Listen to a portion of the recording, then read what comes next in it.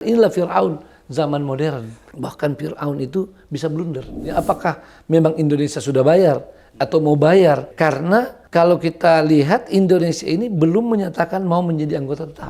Pak Prabowo dalam BOP ID karena sudah terlanjur masuk, maka ini bisa dijadikan kesempatan bagaimana menyuarakan aspirasi Palestina, aspirasi saudara-saudara kita di Gaza. Dan kita berharap Pak Prabowo mau mendengarkan stakeholder dari bangsa Indonesia, dari masyarakat Islam Indonesia. Dan kita tetap berjuang di lapangan untuk terus membela Gaza, membela Palestina, memperjuangkan dihentikannya genosida.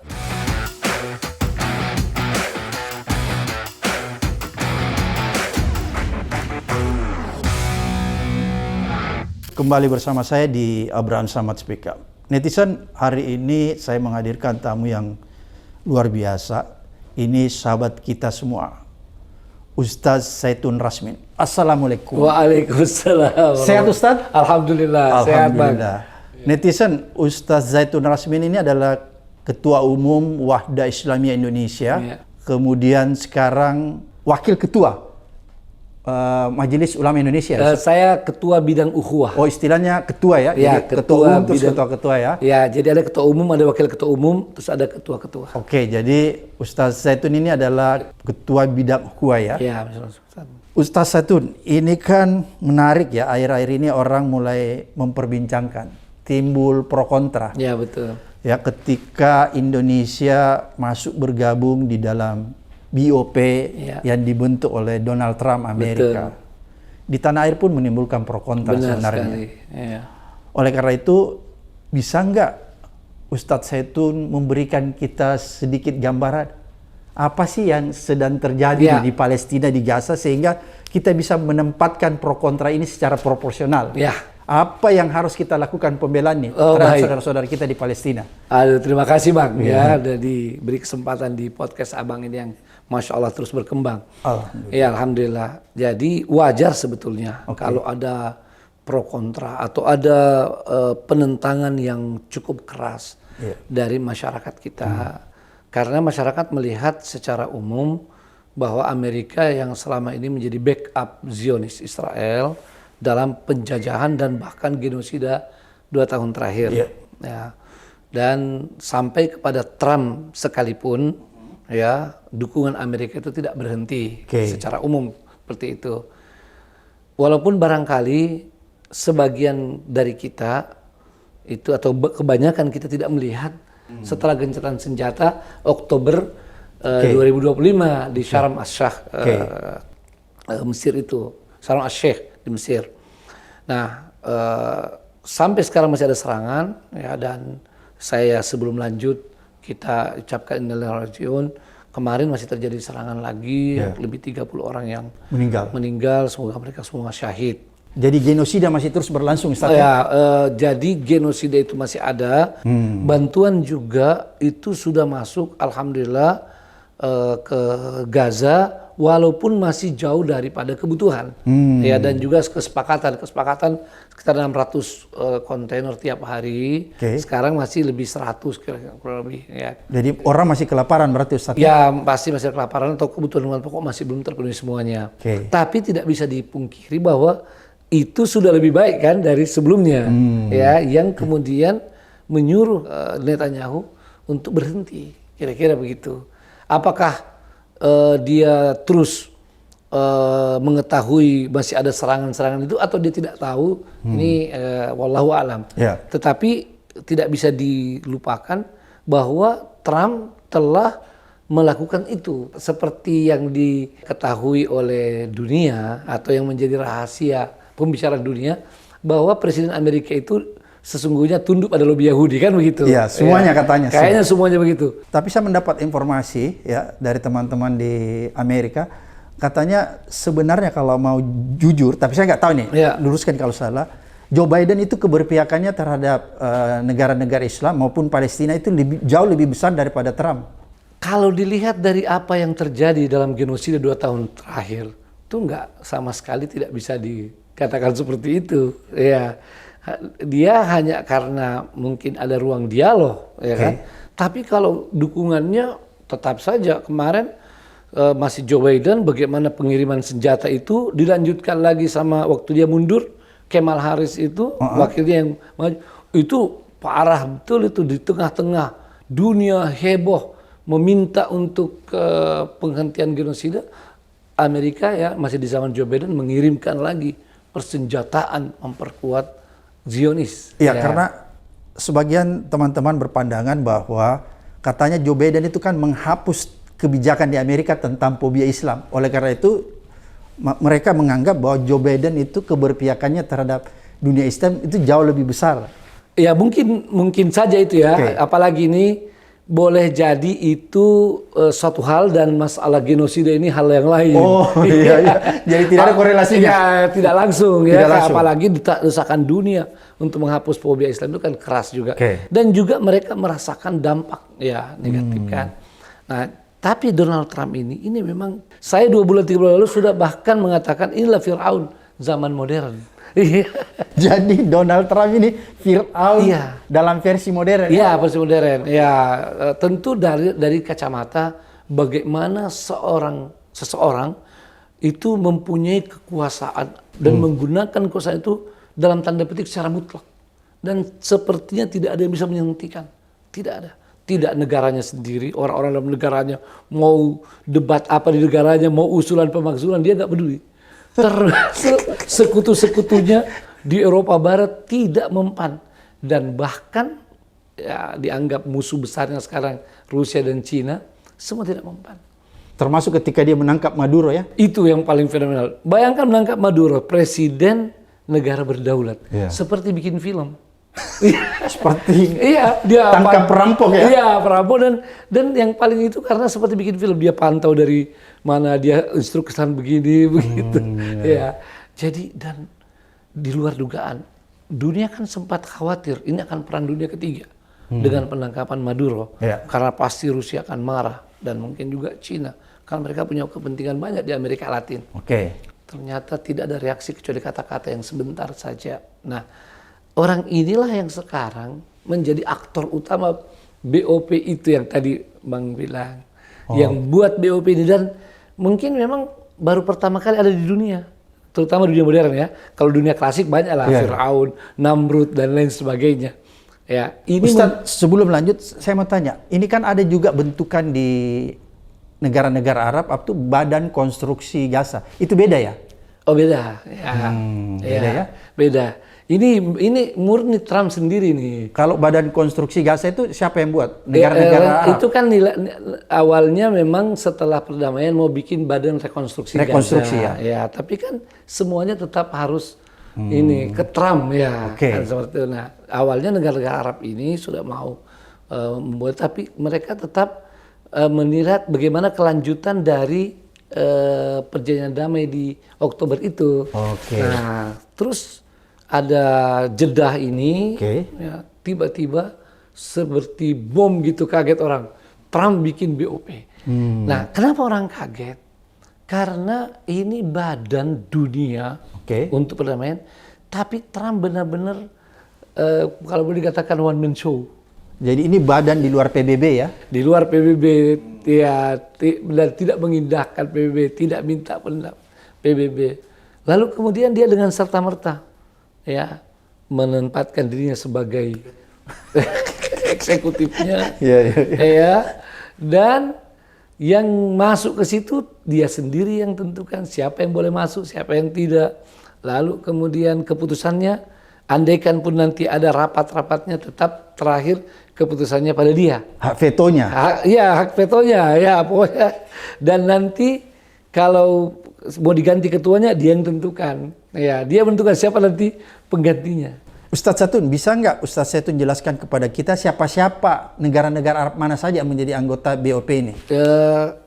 Ada 16 ya, di antaranya negara Islam ya. Negara Islam. Di antaranya kalau yang paling menonjol itu adalah Turki, Qatar, kemudian Saudi Arabia, Pakistan, kalau Arab ya, terus nanti negara Islamnya Pakistan, Jordania masuk dan beberapa lagi, termasuk Indonesia yang diajak masuk dan sekarang sudah sudah masuk. Ya. Malaysia masuk nggak? Oh tidak masuk. Ya. Nah ini menarik untuk kita bahas nanti. Iya. Ya. Kira-kira kenapa bisa? Kenapa Indonesia bisa diajak, Malaysia tidak? Iya. Ya. Katanya Malaysia nggak mau ya, atau nggak diajak? Tidak diajak. Oh. Ya. Itu kenapa kira-kira Ustaz Zaitun? Nah ini sebetulnya boleh juga kita langsung ke sini. Iya, iya. Ya. Spill sedikit. Sebetulnya kalau kita lihat. Ya ini saya perlu disclaimer dulu. Saya bukan mau memuji Pak Prabowo, apalagi mau mencari sesuatu, tidak. Ya, saya alhamdulillah puluhan tahun konsisten bela Palestina. Ya, alhamdulillah jejak digital saya semua ada. Dan pakai shawl ini saya alhamdulillah tidak pernah berhenti. Ya, stop genosida ya? Ya, sedikit saja barangkali yang terutama pakai. Namun saya melihat bahwa gaya diplomasi Pak Prabowo, ya sejak dari awal ketika membicarakan kemerdekaan Palestina dan terutama waktu pidato di PBB, itu nampaknya menarik bagi Donald Trump. Dia melihat orang ini memperjuangkan kemerdekaan Palestina. Saya juga waktu itu tahan napas nih, paling tidak ya kaget seperti itu. Tetapi kalau kita memahami bahwa ini tentang cara dan gaya diplomasi global, apalagi berhadapan dengan Firaun. Jangan lupa nih, ini Firaun. Jadi dia perlu satu bahasa yang kalau kita terbatas pada kalimat-kalimatnya, redaksinya, maka kita bisa kehilangan objektivitas kita atau kehilangan makna yang diinginkan Pak Prabowo. Ya. Kenapa? Karena ya seperti tadi itu, ya apalagi yang video yang dipotong-potong itu, ya. Itu bahwa kalau Palestina untuk menjamin perdamaian, maksudnya merdeka Palestina, substansinya adalah membicarakan two-state solution yang sudah menjadi konsumsi semua pemimpin negara di dunia saat ini. Ya. Tapi apakah negara-negara Arab setuju dengan two-state? Oh, negara Arab lebih duluan. Oh gitu. Kalau kita malah belakangan, ya nanti Pak Prabowo ini mulai angkat itu. Nah, ini mungkin juga menjadi pintu masuk. Akhirnya Donald Trump yang mendengarkan langsung pidatonya Pak Prabowo menjadi tertarik dan diajak. Ya, itu rahasianya. Kenapa Indonesia diajak dan Malaysia tidak?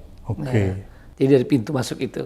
Nah, Ustaz Zaitun, bisa nggak? Tadi kan Ustaz Zaitun bilang sebenarnya keanggotaan Indonesia di BOP ini kan belum final ya? Kira-kira gitu ya, belum final, masih didiskusikan. Sebetulnya sudah masuk. Sudah masuk. Cuma di keanggotaan BOP itu kan ada dua. Ada yang namanya anggota tetap, ya ada yang tidak. Nah, Indonesia belum anggota tetap, dia baru masuk. Nah, salah satu syarat anggota tetap itu harus bayar $1 miliar. 17 triliun ya? Ya kurang lebih. Dari itu 19 sampai 17 triliun. Itu yang dipersoalkan? Itu salah satu yang dipersoalkan oleh masyarakat. Ya, apakah memang Indonesia sudah bayar atau mau bayar? Karena kalau kita lihat Indonesia ini belum menyatakan mau menjadi anggota tetap. Pak Prabowo dalam BOP ini, ya, karena sudah terlanjur masuk, ya, maka ini bisa dijadikan kesempatan bagaimana menyuarakan aspirasi Palestina, aspirasi saudara-saudara kita di Gaza, dan kita berharap Pak Prabowo mau mendengarkan stakeholder, ya, dari bangsa Indonesia, dari masyarakat Islam Indonesia yang selama ini begitu concern dalam memperjuangkan Palestina, sehingga terjadi kerjasama yang baik, ya, di mana beliau bisa berjuang secara diplomatis dan kita tetap berjuang di lapangan untuk terus membela Gaza, membela Palestina, memperjuangkan dihentikannya genosida, ya, dan sampai benar-benar Palestina merdeka penuh. Ustaz Zaitun, menurut Ustaz Zaitun, misalnya saja kita berandai-andai, kalaupun misalnya pada akhirnya dan mungkin sudah Indonesia menyatakan bergabung di dalam BOP itu, sebaiknya keanggotaan Indonesia itu apakah yang permanen atau tidak usah permanen sehingga suatu waktu dia bisa keluar kalau ternyata dalam perjalanannya BOP ini lebih banyak mudaratnya terhadap saudara-saudara kita di Gaza. Betul. Kalau pandangan sepintas sekarang lebih bagus jangan permanen dulu. Ya, lebih bagus ya. Dan tidak perlu membayar. Ya kan begitu. Karena masih banyak orang yang makan nih. Iya, karena juga kita tentu memerlukan luar biasa evaluasi ya dari kita akan evaluasi dan kita juga serahkan pada pemerintah kita, Pak Prabowo melihat apa nanti yang maslahat. Tapi kalau dia belum tetapkan lebih mudah, kalau ternyata tidak menguntungkan kita keluar. Bisa keluar kan begitu. Bisa keluar dari situ dan ya kita harus punya prinsip, makanya ini pentingnya kita bersangka baik karena yang namanya keluar itu lebih gampang daripada masuk. Oke, jadi menurut Ustadz Zaitun mendingan masuk dulu, terus melihat jalannya. Kalau ternyata lebih banyak mudaratnya, langsung keluar aja. Ya kenapa lebih baik masuk? Karena saya sudah bilang tadi, ini dalam tanda petik Fir'aun ya zaman ini. Jadi, dia mau mengajak saja kita untuk berbicara, ya bicara dengan kondisi seperti ini. Itu adalah kesempatan. Dan Islam ini agama yang selalu mengajarkan kita untuk bisa dialog, komunikasi. Jadi agama yang sangat komunikatif. Maka ketika judulnya adalah Dewan Perdamaian, kan bagus kan? Ya, Dewan Perdamaian. Dan salah satunya adalah tentang perdamaian di Gaza. Ya tentu naif juga kalau tiba-tiba kita menolak. Karena judulnya perdamaian. Perdamaian. Hanya kita bilang nanti niatnya buruk. Ya, banyak orang mengatakan katanya Trump ini akal-akalan aja kasih judul Dewan Perdamaian. Iya, tapi kan itu kita belum bisa pastikan. Kalau bicara teori kemungkinan, ada dua kemungkinan. Bisa begitu dan bisa juga perdamaian. Walaupun kita tidak usah bilang dia inginkan kebaikan buat Palestina, Gaza, tidak usah. Boleh jadi dia memang punya kepentingan di sana. Tapi kepentingan itu bisa juga beririsan dengan kepentingan umat di sana. Jadi ini kan sama dengan bermata dua kan, begitu ya. Nah kita jangan parno, ya, jangan parno, diajak ya berbicara. Nabi Musa alaihissalam ketika diutus oleh Allah SWT kepada Fir'aun, itu disampaikan untuk tetap berkata lemah lembut. Ya, faqula lahu qawlan layyinan. Artinya tetap dibuka ruang dialog itu. Nah ini Fir'aun yang minta. Ya kan? Kalau selama ini kan sebetulnya selama ini kita berharap ada yang mewakili kita bicara dengan yang tertinggi di PBB misalnya, atau dengan Amerika yang di belakang PBB selama ini untuk masalah Palestina. Nah, bagaimana sekarang kita diberi kesempatan? Apalagi kita tidak sendiri. Ya, nah salah satu nilai positifnya adalah Pak Prabowo itu masuk karena di situ ada negara-negara Islam yang selama ini sudah begitu konsisten membela Palestina. Ada Qatar, ada Turki. Kalau ada yang meragukan Pak Prabowo, tentu mereka tidak meragukan Turki dan Qatar yang begitu konsisten membela Palestina selama ini. Nah Pak Prabowo sendiri juga sudah menunjukkan bagaimana komitmennya ya sejak beliau masih Menhan, ya sejak di Menhan, di pidatonya begitu jelas, ya. Lalu beliau jadi presiden dengan bantuan-bantuan yang begitu banyak dikirimkan ke sana dan menyuarakannya, bahkan pas saat pelantikan kan, itu bicara masalah Palestina. Jadi ya kalau kita melihat BOP ini, mari kita lihat dari pandangan lain, ya dari pandangan lain.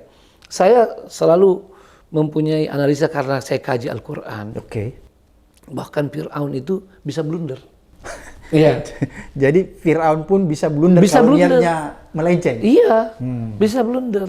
Jadi Ustaz saya itu mau katakan si Fir'aun Trump ini bisa blunder juga. Bisa blunder juga, bisa blunder juga. Iya, bisa blunder. Artinya kalau belum ada sesuatu yang langsung buruk di situ, jangan dulu. Sama misalnya sekarang orang bilang, tapi ada BOP sepekan ini terus masih ada serangan. Ya, kita bilang serangan itu sebelum ada BOP juga ada. Apalagi BOP ini ternyata di piagamnya tidak memasukkan langsung kata Palestina. Dia memang ini bikin Dewan Perdamaian secara umum. Ya, walaupun tadi awalnya berangkat dari masalah Palestina, masalah di Gaza. Ala kulli hal, sekarang misalnya BOP ini belum melakukan apa-apa. Tetapi kan dia sudah mengajak untuk perdamaian ke depan. Ya kan begitu. Ya. Dan serangan itu kan bukan perintah dari BOP. walaupun di situ ada Netanyahu atau Setanyahu. Setanyahu ini yang betul-betul bandel, dan dia menyerang dan dia mengatakan tidak akan mungkin Palestina itu merdeka, kan begitu. Nah, Setanyahu ini hanya anggota di dalam BOP, dan kita belum melihat bahwa dia bisa mentaktis Donald Trump. Ini karena yang kita sudah lihat kemarin, 2 kali Donald Trump menyetop dia. Perang lawan Iran, dan kemudian kemarin suruh berhenti menyerang Gaza atau gencatan senjata itu. Ya lebih tepatnya gencatan senjata. Kalau serangan-serangannya masih ada sih, kan dia bandel. Nah, dan kalau ternyata dia tidak bermanfaat, ya memang selama ini umat sudah mengetahui betapa jahatnya mereka. Ya. Dan kita harus realistis. Kenapa kita harus membuka peluang ini? Karena kita lemah. Kita lemah. Kita tidak punya pilihan. Makanya waktu ada yang tanya kenapa lemah dalam hal kekuatan persenjataan, terutama persenjataan, termasuk dengan persatuan kita juga. Dalam persenjataan ini yang paling nampak. Kenapa kemudian negara-negara Islam tidak bisa membantu ini? Ya, karena kelemahan persenjataan. Dan bukan negara Islam saja sekarang yang lemah. Jadi kemarin kita bercanda nih. Ya, waktu ada yang mengatakan, Ustadz, ini adalah kelemahan kita negara Islam. Saya bilang bukan negara Islam. Rusia dan Cina juga tidak berdaya di menghadapi Trump. Ya. Nah, yang kedua, bahwa sesungguhnya saudara-saudara kita di Hamas, Gaza, sampai sekarang, bukan Hamas saja, semua faksi-faksi pejuang di Gaza, sampai sekarang tidak ada pernyataan penolakan kepada BOP. Nah kan mereka yang walaupun itu Hamas. Walaupun Hamas tidak menolak. Tidak menolak. Yang mereka hanya persoalkan kenapa Setanyahu ada juga di situ. Oke, jadi mereka tetap menghargai BOP, tapi yang dipersoalkan keberadaan Netanyahu. Netanyahu di situ. Berarti kalau Amerika kasih keluar Netanyahu dari BOP, mereka terima? Akan lebih terima lagi tentu. Sekarang aja mereka pejuang Gaza itu berkata begini, bahwa bagi kami bukan ada BOP tidak BOP. Jadi bukan masalah setuju tidak setuju, bukan. Tapi yang paling penting bagaimana pelaksanaan gencatan senjata dengan konsekuen. Tidak dilanggar. Tidak dilanggar. Dan yang kedua, bantuan benar-benar bisa masuk. Ya, jadi tidak ada serangan dan bantuan bisa masuk. Dan mereka nyatakan lagi bahwa mau ada BOP tidak ada BOP, mereka tidak akan mungkin bisa dilucuti dan tidak akan mungkin mau dipindahkan dari Gaza. Itu poin penting. Itu poin penting ya. Dan ini subhanallah, ini betul-betul karunia Allah.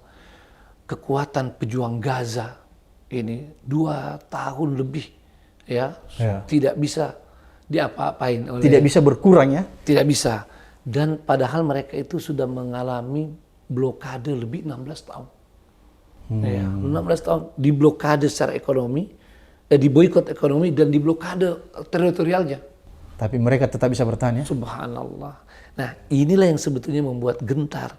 Maka boleh jadi Trump ini mau bikin BOP karena tidak bisa melalui kekerasan. Ya kan? Dia yang berdamai. Terus ada yang bilang, kalau begitu tolak dong. Tolak karena nanti kita ditipu dari situ. Kita sudah punya contoh Nabi Muhammad SAW di Hudaybiyah.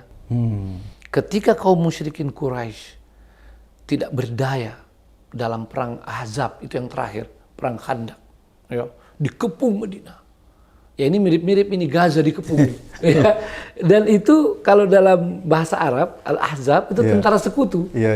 Tentara sekutu nih. Ya. Jadi tentara sekutu ini mengepung Madinah. Itu dari kaum Quraisy, dari Yahudi, dari suku-suku yang ada di situ. Kepung. Dan akhirnya mereka menyerah. Artinya mereka tidak bisa menaklukkan Nabi SAW dan kaum muslimin. Karena ditolong oleh tentara Allah. Berupa angin topan yang kencang.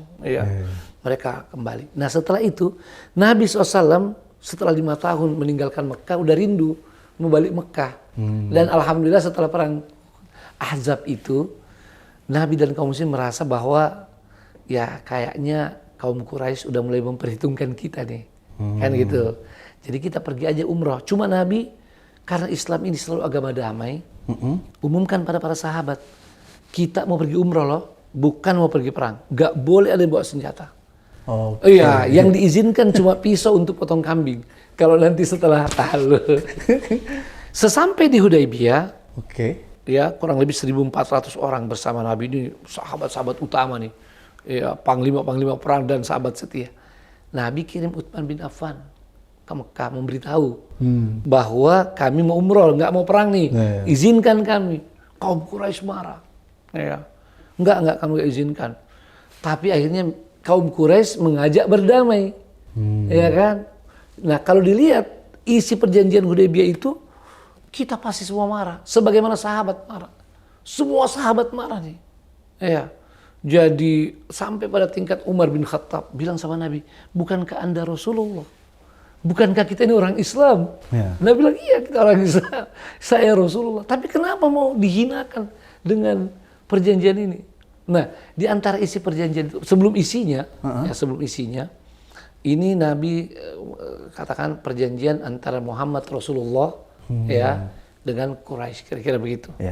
Mereka tolak, kalau kami akui kau Rasulullah, kami nggak perangi kau.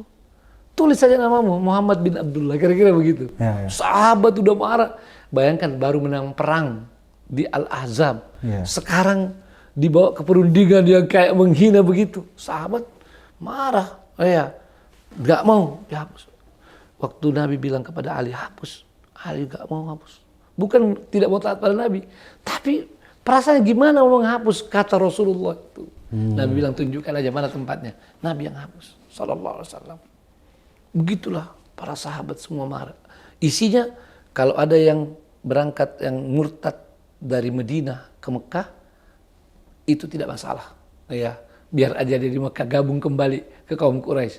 Tapi kalau ada dari Mekah mau masuk Islam pergi ke Madinah harus dikembalikan. Kan tidak adil banget nih. Ya kan? Nih, jadi kalau orang Mekah ke Madinah harus dikembalikan. Tapi kalau orang Madinah ke Mekah, ya suka-suka dia kan gitu. Wah, ini sahabat marah. Nanti setelah perjanjian Hudaybiyah ini berjalan, barulah sahabat tahu apa hikmahnya. Ternyata ini blunder Quraisy. Blunder banget. Ya. Karena orang-orang yang tadinya mau masuk Islam, kan tidak bisa masuk Madinah. Karena Nabi itu konsisten menjaga perjanjian. Ya. Maka akhirnya mereka tidak bisa masuk Madinah, dia tidak mau pulang ke Mekah. Dia bikin tempat di antara Mekah dan Madinah, dan di sanalah mereka selalu mencegat kafilah-kafilah Quraisy. Akhirnya Quraisy ini menyerah, mengeluh. Dia bilang, nggak apa-apa terima aja. Nabi bilang, enggak, selama kalian udah ini ada perjanjian, tidak diterima. Jadi sudah ada contoh ya Ustaz? Ada contoh. Jadi BOP ini mungkin saja Trump punya keinginan tertentu. Tapi kita tidak boleh cepat-cepat untuk melihat ini sesuatu yang buruk. Terutama karena realitas kita yang lemah. Kan begitu? Jadi Ustaz mau bilang, kita harus punya strategi, kalau dalam Islam, siasah. Kira-kira gitu? Ya harus ada siasah. Dan kita punya siasah syariah. Itulah yang diajarkan Rasulullah SAW. Bahkan dalam ayat tentang perjanjian damai itu ya kan, wa in janahu lis-salmi fajnahlah. Kalau mereka cenderung, bayangkan cenderung kepada perdamaian, maka cenderung pula lah kalian. Kalau kita bilang, jangan-jangan mereka mau berkhianat, ada lanjutan ayatnya. Wa tawakkal 'ala Allah. Tawakal pada Allah SWT. Ini menegaskan Islam agama damai memang. Tetapi agama damai yang tetap dengan ajaran perjuangan jihad fisabilillah. Tetap istiqomah untuk berjihad ya. Iya, berjihad mempertahankan hak. Jadi kalau kembali ke situ boleh jadi karena kekuatan Hamas itu. Jadi Hamas sendiri diajak atau seluruh faksi-faksi perjuangan di Gaza diajak berdamai, mereka terima. Karena kalau mereka tidak terima, mereka tidak mengamalkan ayat. Yang kedua, walau ada bayangan musuh berkhianat, tapi ada kesempatan bernafas. Iya kan? Dalam keadaan kita lemah, kan bagus. Yang ketiga, ini agar tidak terjadi permusuhan antara para pejuang dengan masyarakat. Masyarakat sudah lama kelaparan, betul kan? Sudah lama diserang. Tiba-tiba ada kesempatan perdamaian, gencatan senjata. Kalau para pejuang menolak, bisa-bisa mereka bisa bentrok dengan rakyatnya. Jadi alhamdulillah mereka terima. Makanya sekarang kalau ada serangan lagi, ya, ada penutupan, ada blokade lagi, bukan karena Hamas dan para pejuang Gaza yang salah menerima gencatan senjata. Dan tidak akan diserang rakyatnya. Memang semua tertuju pada musuh yang memang jahat, yang memang bengis. Israel.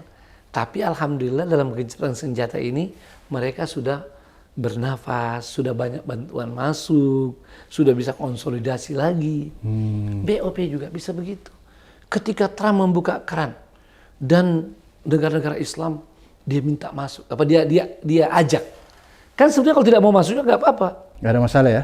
Nggak ada masalah secara lahiriah ya. Walaupun boleh jadi nanti setelah itu ada akibatnya. Kan nih kita berada dalam Firaun, dalam petik. Maka ini kesempatan. Ada pertanyaan. Kenapa Palestina tidak diajak masuk? Iya, saya baru mau tanyakan itu. Oh, gitu. Iya, kenapa? Kenapa, apa masalahnya, Ustaz? Padahal kan di sana kondisinya luar biasa. Dan ini kebanyakan orang mempersoalkan BOP. BOP ini tidak ada gunanya. Karena Palestina tidak diajak. Ya? Kalau saya, ini tentu saya hormati pendapat orang. Tapi kalau saya dalam pandangan lain.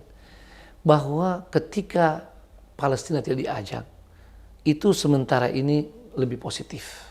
Kenapa? Kalau Palestina diajak, siapa yang diajak? Apakah otoritas atau para pejuang Gaza? Biasanya otoritas. Ya, otoritas pemerintah. Pemerintah. Nah, sementara selama ini dalam genosida 2 tahun, otoritas tidak berfungsi ya? Tidak berfungsi. Yang lebih eksis Hamas. Para pejuang di Gaza. Itu satu. Yang kedua, kalau kembali kepada perjanjian Hudaybiyah, Hudaybiyah, ini subhanallah, mudah-mudahan ini akan terwujud.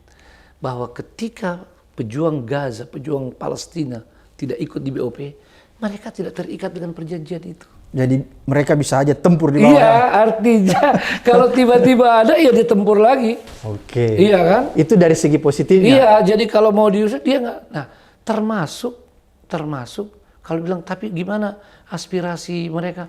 Alhamdulillah ada Turki, Qatar, ada Indonesia, ada Saudi, ada Pakistan. Kita yakin semua ini akan memperjuangkan aspirasi itu. Kira-kira Turki dan Qatar itu tetap konsisten memperjuangkan Hamas? Insya Allah.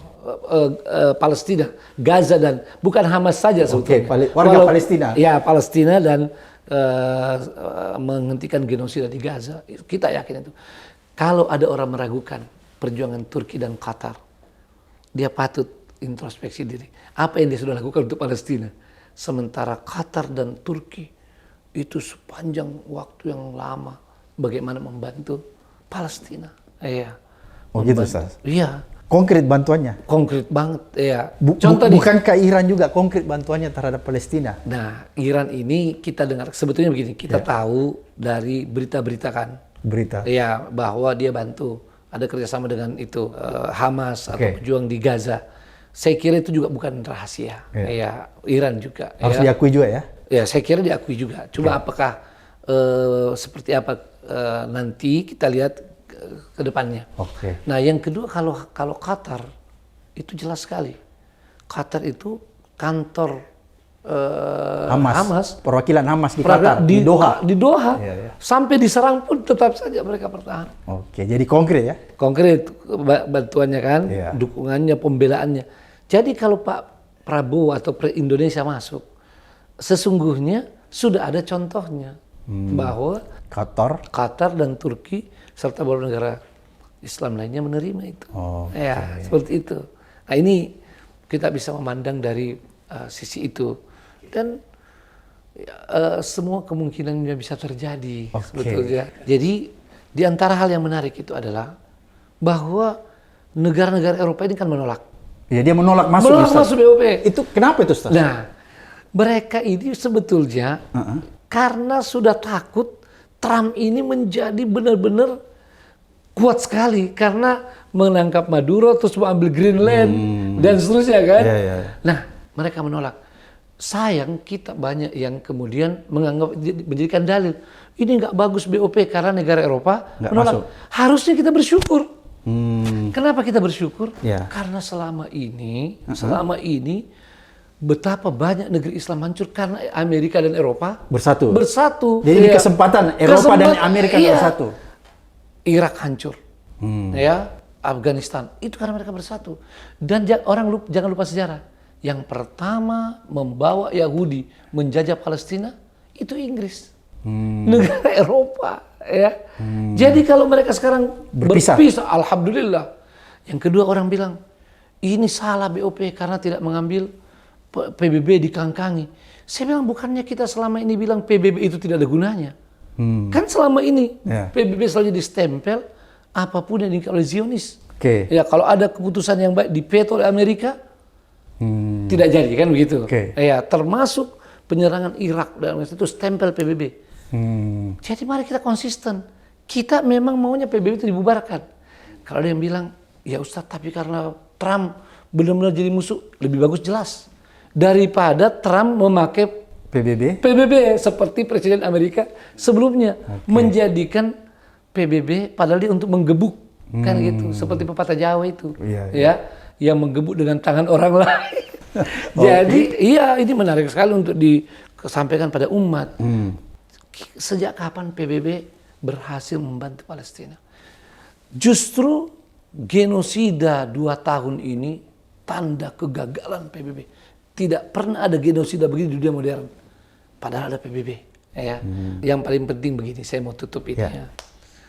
Bahwa masalah Palestina ini untuk kita adalah masalah yang harus terus kita perjuangkan. Ya. Mau ada BOP tidak boleh kita berhenti. Kita harus terus berjuang. Harus terus berjuang. Nah sayang sekarang ini sedikit sekali yang berbicara tentang masalah Palestina lagi. Ya. Bahkan tidak ada reaksi-reaksi kecuali ada BOP muncul. Padahal serangan masih ada, bantuan masih sangat diperlukan. Itu yang pertama. Yang kedua, mari jaga persatuan. Mari kita terus bersatu untuk perjuangan Palestina. Boleh berbeda pendapat, boleh kritikan, ya kan? Silakan saja. Tapi mari kita menjaga batas-batas kita. Ya, jadi menjaga ruang dialog dan batas-batas kita. Termasuk misalnya sekarang.